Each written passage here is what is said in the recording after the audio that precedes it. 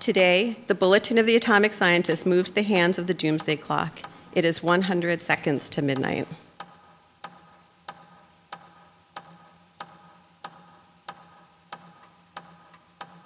What we have called the new abnormal last year, a dismal state of affairs in the realms of nuclear security and climate change, now has become an apparently enduring, disturbing reality in which things are not getting better. We have indeed normalized a very dangerous world in terms of the risks of nuclear warfare and climate change. Of particular concern is the undermining of the public's ability to sort out what's true from what's patently false by information warfare, subverting our ability to arrive at a consensus on the solutions needed to achieve positive change.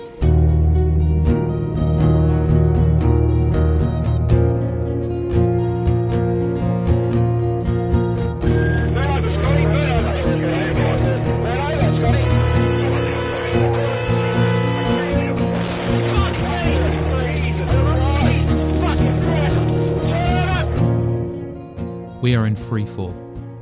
Each second which ticks is precious. The ground trembles. Bullets sing in tormented places. The light grows narrow, nervous, and thin. We are in freefall. Twisted bodies and dead eyes live in twilight. Fake news, stock footage, genocide. We are in freefall, and every apocalypse blinkers.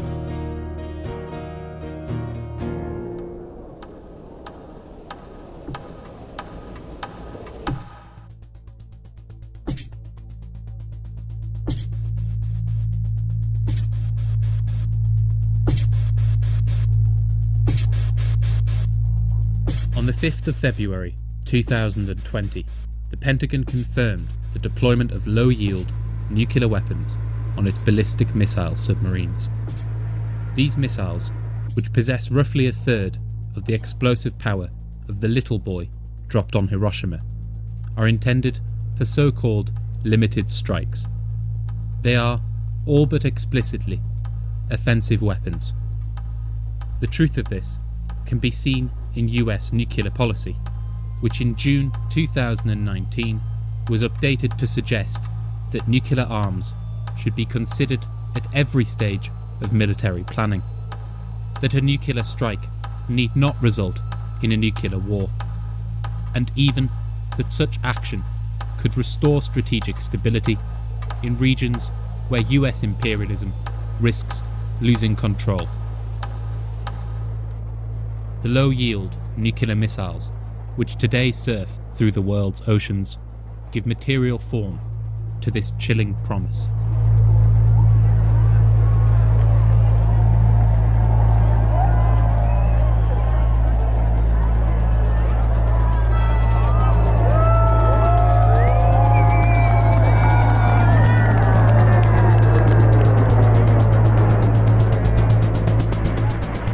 What has unleashed this American monster is simple: crisis and imperialist competition. The former factor must be understood to grasp the latter. Capitalism is today facing the gravest crisis in its history, profits drying up across the globe. To translate this into contemporary geopolitics is not difficult. When the goings are good, partners share profits. When the goings are bad, they apportion losses. In 2015, this latter attitude began to take root across the globe, with a world historic number of trade restrictive measures passed. This turn to nationalism and protectionism consolidated itself in the Western imperialist nations in 2016, with the Brexit referendum and the election of Donald Trump. In 2018, US imperialism adopted the national security strategy of great power competition, thus defining our moment clearly. The particular role played by the US in this contest of empires is crucial to observe if one is to grasp the tempo it is today reaching. uncontested in its dominance over the capitalist world since 1945, the US now faces rising competition from China, Russia, and the European Union. Its GDP, the largest of any single nation in the world, is expected to be overtaken by China in 2035 and already lingers behind the combined weight of the EU imperialist bloc. Internationally, its influence is not only waning, it is being torn to shreds. If it is to rescue its dominance from twilight, every remaining instrument of this dominance must be wielded as a hammer.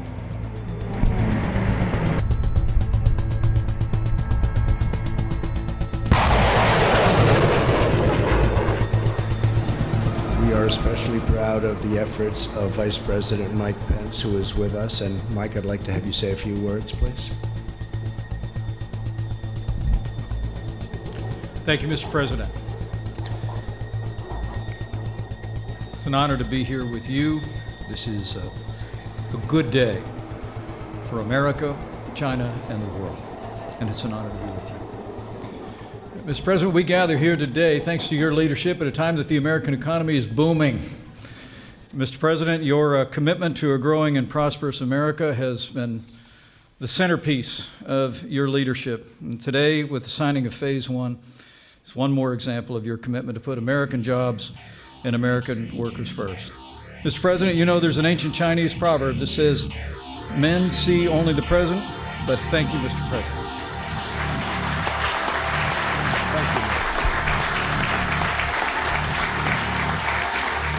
Thank you, Mike. An incredible job.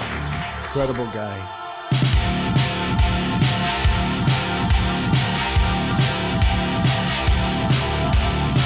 Beginning in early 2018, the US's trade war on China has proceeded swiftly. Following 3 rounds of tariffs, the US has imposed a total of $550 billion in tariffs for Chinese goods. China has responded with its own tariffs, which come to a total of $185 billion on US goods. At first glance, the discrepancy between these figures seems to signal a weakness in the Chinese response. Whilst there is some truth in this, China, the world's largest exporter, has less raw punching power in the arena of tariffs than the US, the world's largest importer. It is more reflective of strategy than weight. China wishes to disallow the economic decoupling pursued by the US, as this allows it greater economic influence in the long term. The tariffs it has applied are precise. For example, it has targeted US soybeans with tariffs, as this directly impacts one of Trump's major electoral bases, that is, monopoly capitalists and petty bourgeois farmers. This approach has undoubtedly brought results. The US forced into a ceasefire with a Phase 1 trade deal coming into effect on the 14th of February 2020. Is it a big deal? Well, you know, it's a truce, and so that means something. It's not a large substantive deal. It doesn't involve any of the structural stuff that we talked about at the beginning, but it's something, and I think that's what the White House wants to convey to everyone. I think that's the right word. It's a truce. It's a truce. It's not a deal. It's a purchase agreement. The contents of the Phase 1 deal, while preventing the US's attempts at decoupling, have not come without cost for China. Enforcing a temporary stall in the US's economic aggression, it has agreed to get rid of what the US terms forced technology transfers. That is, the requirement that companies hand over technology and intellectual property rights to do business in China. Aside from this, what has been agreed is quite slim.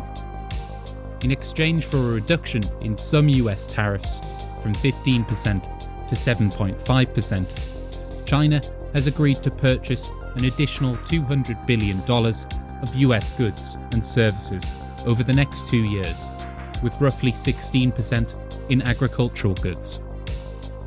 It has not altered its own tariffs and thus continues to leverage pressure upon these markets. The deal also contains a get-out clause, allowing the US to withdraw if it believes China will not make these purchases, a charge already levelled by the US federal government. The ceasefire is not built to last. More than this, it in no way represents a real stall in US aggression against China, a point made clear in view of other fronts in the two nations' confrontation.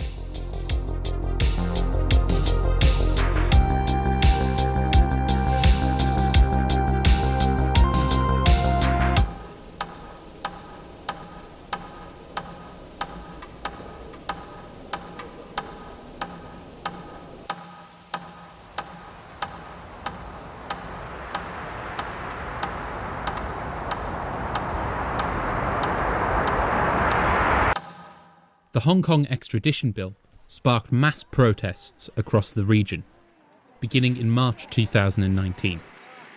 Although the bill was withdrawn on the 23rd of October 2019, these demonstrations have continued to escalate, with new demands, including universal suffrage, accompanying increasing violence.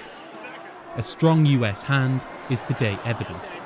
This is expressed not simply by the attitudes of large sections of the protesters, with activists openly demanding US intervention, but by clear financial and political links between the movement's leadership and the US. Since 2014, the US's National Endowment for Democracy, a front organisation for the CIA, has openly funneled around $29 million to Hong Kong. It maintains a close relationship with a political party founded in 2016 by Joshua Wong, often referred to as the movement's leader.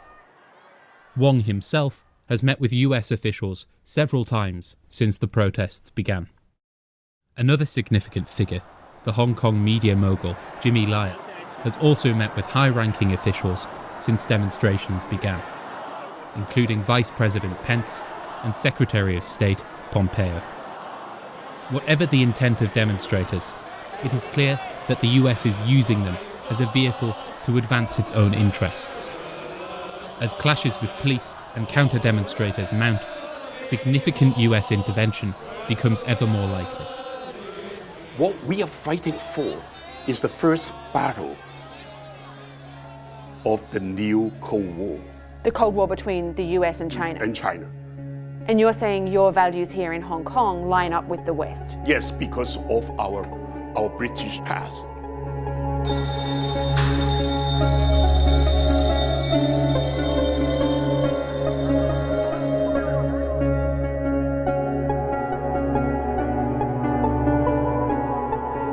Since the first cases were detected in Wuhan on the 31st of December 2019, the politicization of the coronavirus has proved more infectious than the virus itself. Despite the scale and organisation of China's response, the West has seized upon it as a propaganda tool, with frequent stories blaming Chinese habits for the outbreak or attacking China's quarantine strategy as ineffective. The lengths to which certain imperialists have gone to enable this politicisation is at times chilling, with the US, Britain, France, Germany and Japan all breaching China's quarantine in early January. Whilst the role this has played in spreading the virus early is potentially considerable, it is doing its real job. The tactic is causing considerable political problems for China to complement the economic chaos the virus has wrought and is bringing. This is immediately visible in Hong Kong, which closed its border with the Chinese mainland following the burning down of a coronavirus quarantine unit by protesters on the 26th of January, a threat to bomb a hospital on the 27th of January, and a strike threat from hospital workers. Perhaps more severe still, Russia closed its border with China on the 30th of January and began to target Chinese nationals in raids on the 23rd of February, potentially sparking a fracture in their alliance. Even this brief overview of the US and China's confrontation makes it plain that the US's aggression spans far beyond a formal dispute. It is in reality waging a broad campaign aimed at containing, fragmenting, and ultimately destroying China.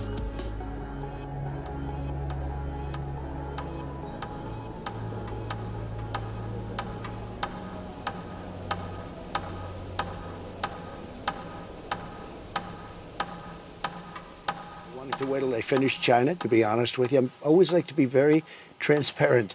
I wanted to wait till I finished China. I didn't want to go with China and Europe at the same time. Now China's done, and I met with the new head of the European Commission, who's terrific, and we had a great talk. But I said, look, if we don't get something, I'm going to have to take action, and the action will be a very high tariffs on their cars and other things that come into our country. Now, saying that, I don't want your audience to get nervous. They're going to make a deal because they have to. They have to. They have no choice. Since the first serious signs of a trade war between US imperialism and the EU imperialist bloc emerged in 2018, tensions between these powers have only sharpened. Over the course of 2019, trade talks stalled all but entirely, and the EU ruled out negotiation over agriculture, a key US demand. Disputes multiplied, most importantly over European proposals to impose a tax on digital services companies, a key US market, and the EU's proposed carbon tax. The newly elected European Commission is keeping the content of new talks secret from member states, but matters do not bode well. The US's decision to increase tariffs on Airbus to 15%, beginning on the 18th of March, is likely to receive a response from Brussels, whilst the EU's chief trade negotiator, Phil Hogan, stated that he hoped a mini-deal might be possible with the US before these tariffs are imposed. It is clear that no long-term solution is in view. Key US demands such as food standards, the EU's environmental policy, and workplace standards definitively off the table. The standoff is only getting started.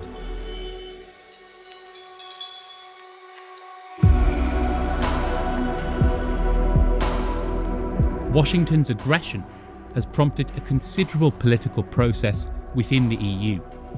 This is very clearly represented by the increasing change in the EU's stance toward Russia, marked by talks between France, Germany, Russia, and Ukraine over a potential resolution to the conflict, the activation of the Turkstream Russia-Turkey-EU gas pipeline on the 8th of January, and even talks to begin bolstering trade in euros and rubles in an effort to diversify away from the dollar. The US finds this intolerable, as is expressed by sanctions on both Turkstream and the Nord Stream 2 pipelines, targeting European companies. This meddling is prompting Europe to seek even military independence from the US. Long argued for by France, an EU army is today a reality. Its 1st Division, a 10,000 men strong army corps for the further militarization of its borders, founded on the 8th of November 2019. Whilst a small first step, ambition is growing. The European Commission proposing a European Space Force on the 10th of September 2019, Macron's proposal to create a Europe-wide nuclear strategy on the 10th of February 2020, and the creation of European-only missions to both the Strait of Hormuz and the coast of Libya, where a proxy war between Russia and Turkey is today setting in. 6, 5, 4, 3, 2, 1.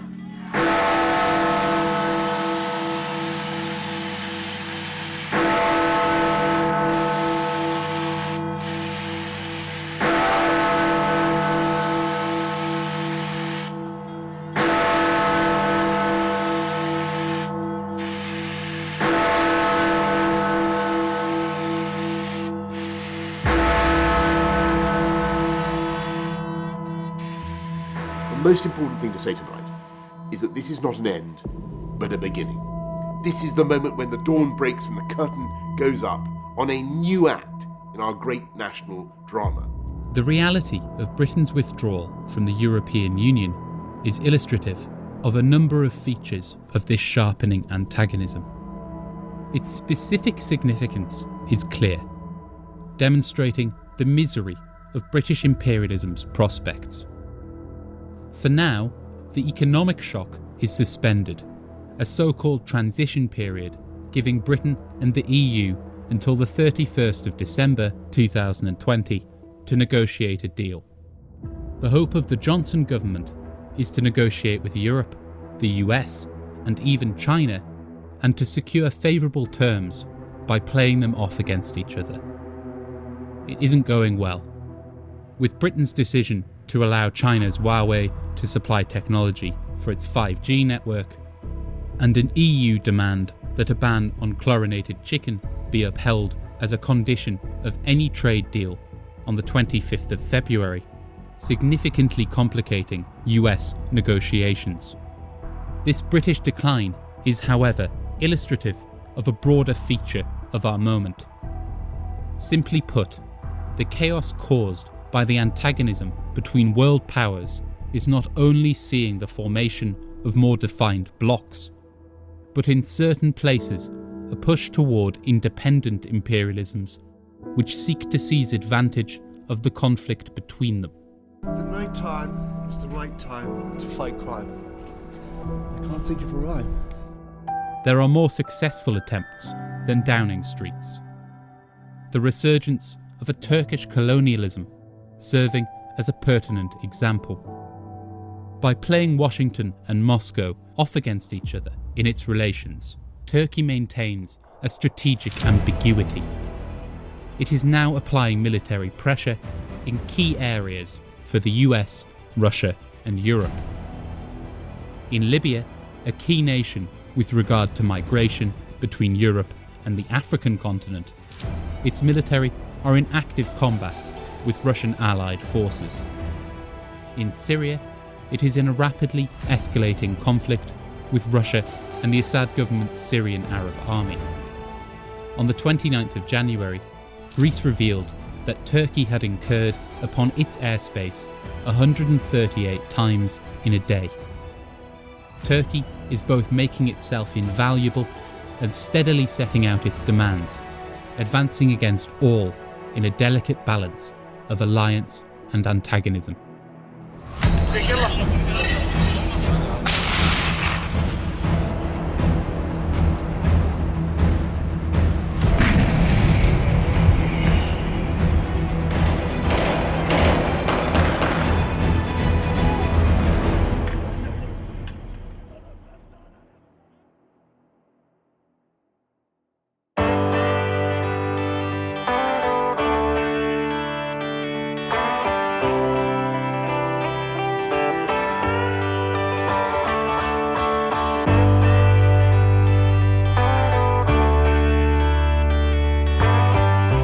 US's continued antagonism, even in the face of a chaos which is seeing its influence wane, is explained by the need to protect the dominance of its most valuable tactical asset, the dollar. Since the end of the Bretton Woods Agreement in 1971, the dollar has maintained its role as the world's currency anchor, that is, the currency against which all others are valued, what gives it its power. By the combination of its sheer economic weight and a specific political relationship with a key commodity, oil. By 1975, the world's oil-producing nations had agreed to sell their oil exclusively in dollars. Until recently, this agreement has held solidly. The few attempts to escape the dynamic, for example, Iraq's decision to sell oil in euros in 2000, quelled. Today, however, it faces grave challenges. Not only has this monopoly over oil broken, Venezuela launching its own oil-backed cryptocurrency on the 20th of February 2018, and Iran selling oil in both euros and won, energy diversification to gas or so-called renewable energy sources pose a further threat. With the US's economic dominance waning in every area, this crucial relationship will only be sustained for an ever-shortening period without drastic action. The US has one final card up its sleeve. In 2018, it became the world's largest oil producer. If it is to hold on to its dominance, it must drown the world in greenbacks, black gold, and freedom gas, and it must do so now. We urge our friends in Europe to use America's vast supply and achieve true energy security.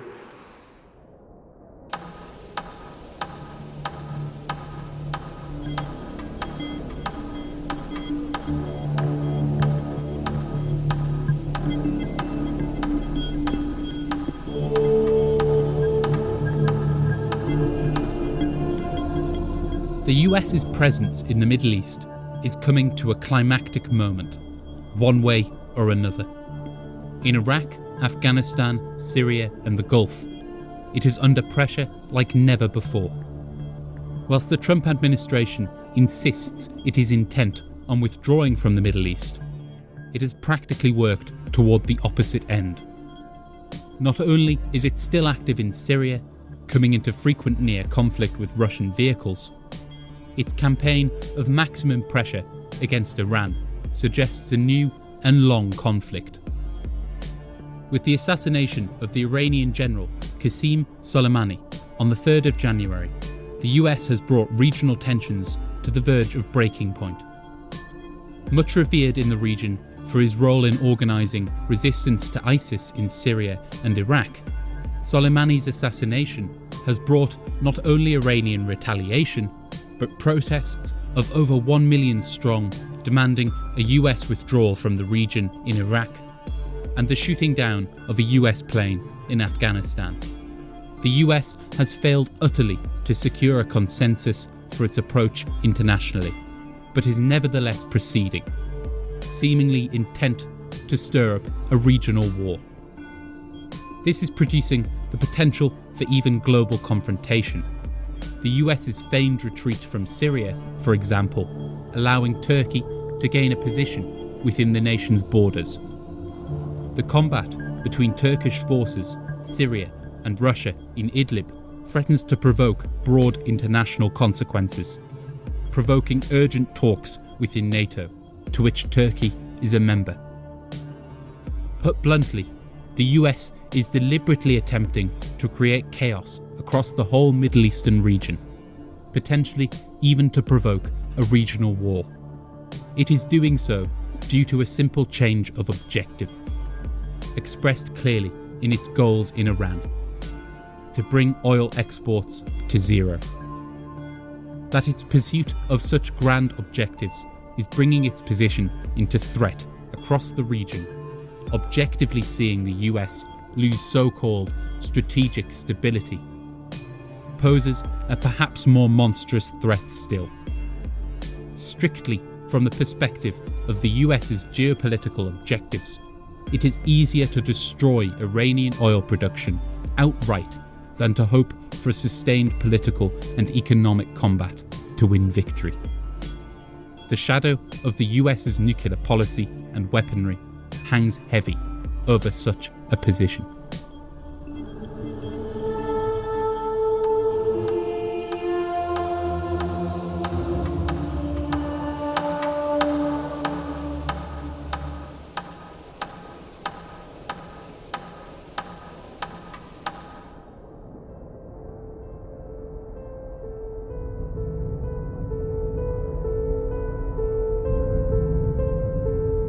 What is described here accounts only for a fraction of the processes today in motion. It amounts to an outline of but one way in which capitalism is pushing us towards the eclipse of humanity. The crises which confront us seem to be almost biblical. And of course, war is but one horseman of the apocalypse. Disease has come. Famine is striking in the stock markets.